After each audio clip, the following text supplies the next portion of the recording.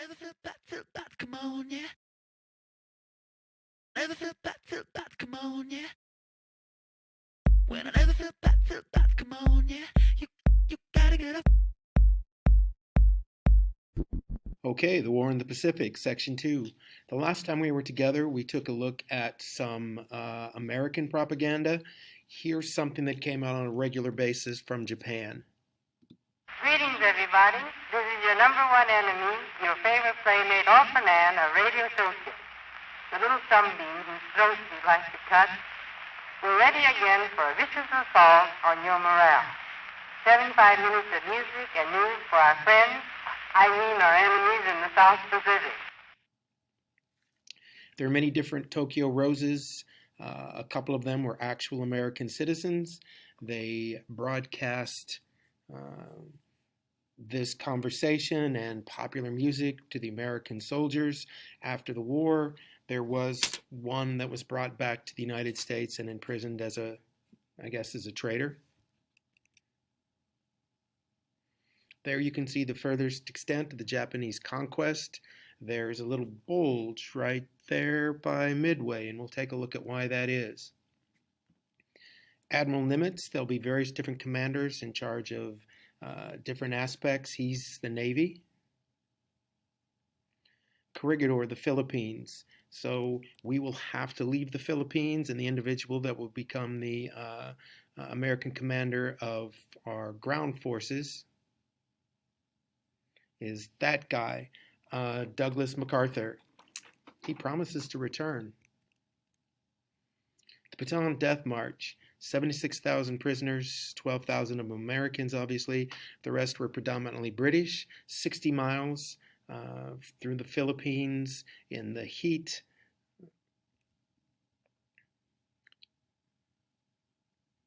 War crimes were committed. This particular photo made its way to the United States media. People were not happy. Our response was the Doolittle raid. That's James Doolittle. We're going to bomb Tokyo. Really going to have no effect whatsoever. It's more as a propaganda attack. Aircraft carriers can't get close enough, so we put these really big planes. They cannot land there. So the whole plan is to drop their bombs and go on to China and hope that we make it.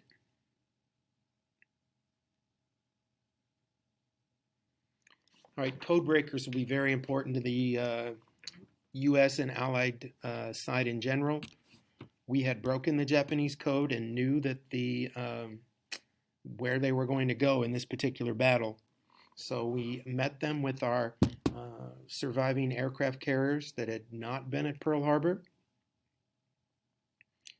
This is significant because we didn't win, but this is the first time the United States doesn't lose in the Pacific, and neither the Japanese or the American fleet actually saw each other.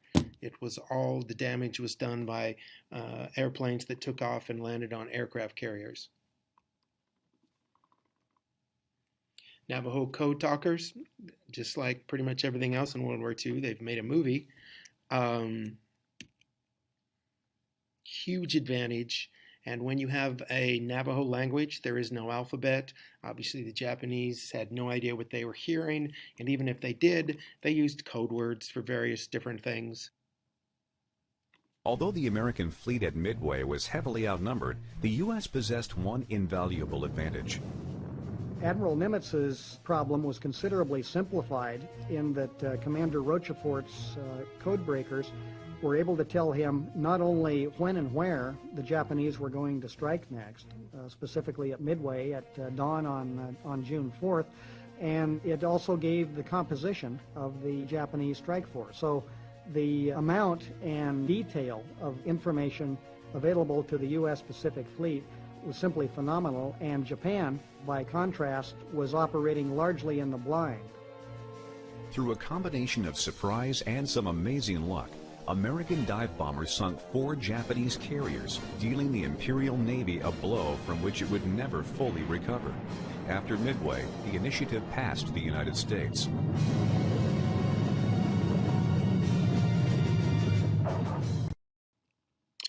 So if anybody ever asks the various different theaters of war, the turning point in the Pacific will be the Battle of Midway.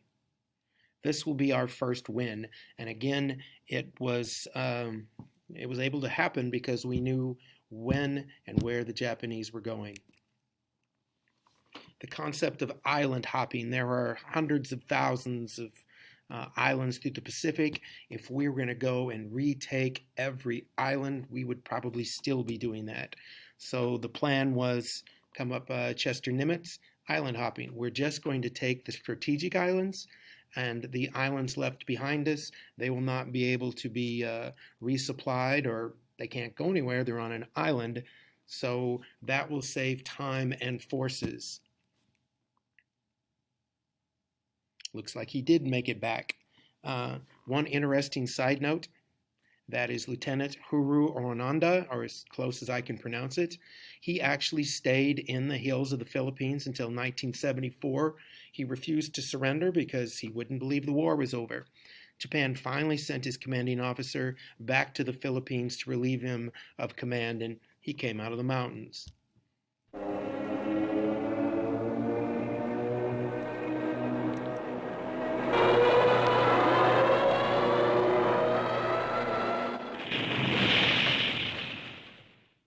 All right, we're going to do a project on kamikazes in class, or if you're still quarantined, you'll find it in the next tile over.